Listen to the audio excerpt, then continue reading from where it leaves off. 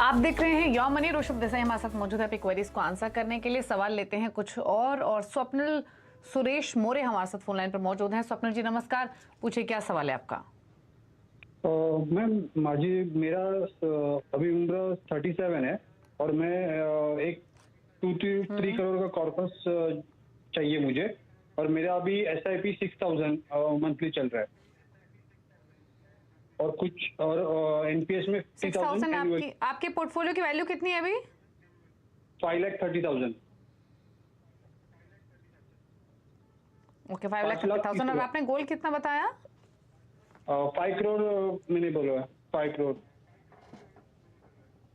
Okay, 22 years में 5 करोड़ का target, 5 lakh के आसपास के पोर्टफोलियो की वैल्यू, 6,000 की SIP फंड्स में इनकी क्विकली बता दो तो ICICI prudential focused equity fund 1500 per month, ICICI Pru flexi cap, ICICI Pru value discovery, ICICI Pru PhD, सारे ICICI प्रूडेंशियल के फंड्स लिए हुए इन्होंने।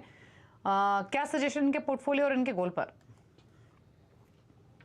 दीपाली जी, मैं 12% अगेन मैं पकड़ना चाहूंगा इक्विटी में रिटर्न्स, और उनका जो सिप है 6,000 प्लस जो 5,30,000 उनका जो पोर्टफोलियो वैल्यू है 22 इयर्स के बाद करीबन 1 करोड़ 41 लाख आ रहा है। वो अपने गोल 5 करोड़ अचीव अपना गोल 5 करोड़ अचीव नहीं कर पा रहे वो।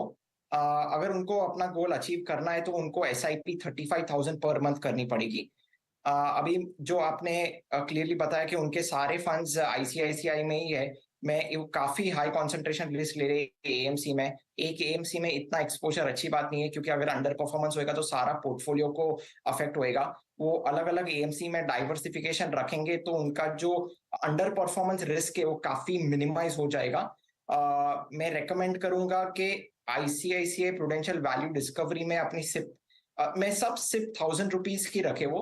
ICICI value discovery, Parag Parekh flexi cap fund, Canara Robeco flexi cap fund, Mirae asset focus fund, Axis mid cap fund and Kotak small cap fund, वो सारे फंड्स में वो 1,000 की सिप रख सकते हैं।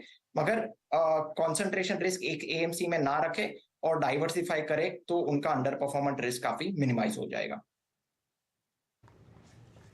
ओके, तो चलिए एक ही फंड हाउस में सारा एक्सपोजर ना ले, रिस्क इससे ज्यादा बढ़ता है, तो डाइवर्सिफाइड फंड्स के साथ साथ डाइवर्सिफाइड फंड हाउस भी होना जरूरी है और उन फंड्स को चुने आप जिनकी परफॉर्मेंस अच्छी हो।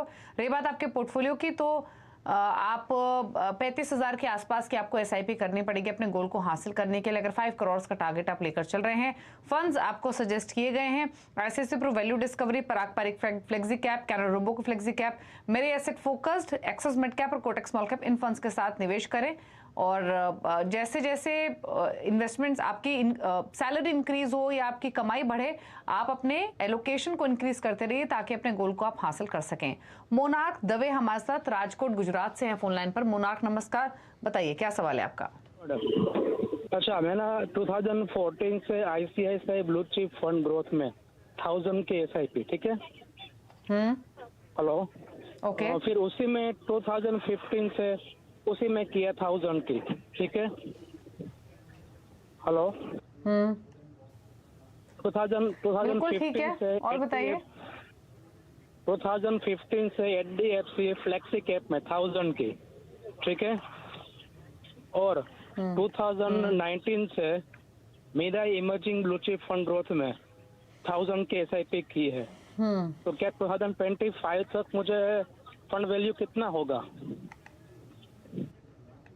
ओके, तो बेसिकली 4,000 की इनकी SIP, इन्होंने अलग अलग सालों में इन SIPs की शुरुआत की है, 2015, 17, 19 जैसे इन्होंने मेंशन किया। 3 ब्लू चिप फंड है, एक फ्लेक्सी कैप है। ICICI प्रू ब्लू चिप में 1,000 दो जगह ये डाल रहे हैं। मेरे एसेट ब्लू चिप में 1,000, HDFC फ्लेक्सी कैप में 1,000। तो बाय 2025 यानी यहाँ से 2 साल बाद कितना एक्यूमुलेशन कर सकेंगे इस पोर्टफोलियो से? दीपाली जी, अनफॉर्चुनेटली उन्होंने अपना पोर्टफोलियो वैल्यू नहीं बताया है, सो मैं एग्जैक्टली मैं कैलकुलेट नहीं कर पाऊंगा कि आज के तारीख से 2025 तक उनका क्या पोर्टफोलियो होएगा, अगर वो गोल अचीव कर पा रहे कि नहीं कर पा रहे। दूसरी चीज, उन्होंने वो एग्जैक्ट डेट्स भी नहीं बताए हैं कि जहाँ की मैं उनके पोर्टफोलियो वैल्यू को मैं डिराइव कर पाऊँ। सो उनका पोर्टफोलियो वैल्यू मिसिंग है, और प्लस उनके जो एग्जैक्ट जो परचेसेस है वो उनके जो सिप में वो भी मिसिंग है। तो मैं उनका एग्जैक्ट पोर्टफोलियो नहीं समझ पा रहा हूँ। मैं सिर्फ उनके जो फंड्स है, मैं फंड्स में देखूं मैं तो HDFC फ्लेक्सी कैप ठीक फंड है, मेरा इमर्जिंग इक्विटी फंड मेरे हिसाब से ठीक है, वो आईसीआईसीआई ब्लू चिप फंड में से निकल के वो एक इंडेक्स फंड में जा सकते हैं, क्योंकि अनफॉर्चुनेटली राइट नाउ काफी active large cap funds under perform कर रहे हैं। तो यूटीआई का जो निफ्टी 50 इंडेक्स फंड है उसमें निवेश करे। मेरे हिसाब से ये 3 फंड रखे, मेरे हिसाब से काफी। अगर उनको थोड़ा और डाइवर्सिफिकेशन चाहिए तो एक मोतीलाल ओसवाल निफ्टी 500 में निवेश कर सकते हैं। तो ये 4 फंड्स रखे, बट अनफॉर्चुनेटली मैं उनका कैलकुलेशन नहीं कर पा रहा हूं मैं, because of lack of data. Okay, ठीक है, लेकिन फंड्स को लेकर सजेशन दे दिया है ऋषभ ने कि आप किन फंड्स के साथ रह सकते हैं। और रही बात आपके कैलकुलेशन की, क्योंकि एग्जैक्टली फंड वैल्यू नहीं मालूम है तो ये इस पर कमेंट कर पाना मुश्किल है। लेकिन चलिए, शुक्रिया ऋषभ आपका आने के लिए, शो में अपने व्यूज देने के लिए। जाते जाते ऋषभ की टॉप 4 फंड्स आप नोट कर सकते हैं। आप अपने रिटायरमेंट प्लानिंग के लिए म्यूचुअल फंड खरीदना चाहते हैं तो इन फंड्स के साथ भी पोर्टफोलियो क्रिएट कर सकते हैं। एक्सिस फोकस 25, मेरे asset focus, Canara book flexi cap और पराग पारी फ्लेक्सी कैप, ये चॉइसेस है ऋषभ की, इनके साथ कीजिए निवेश की शुरुआत। इसी के साथ योर मनी में इतना ही। नमस्कार।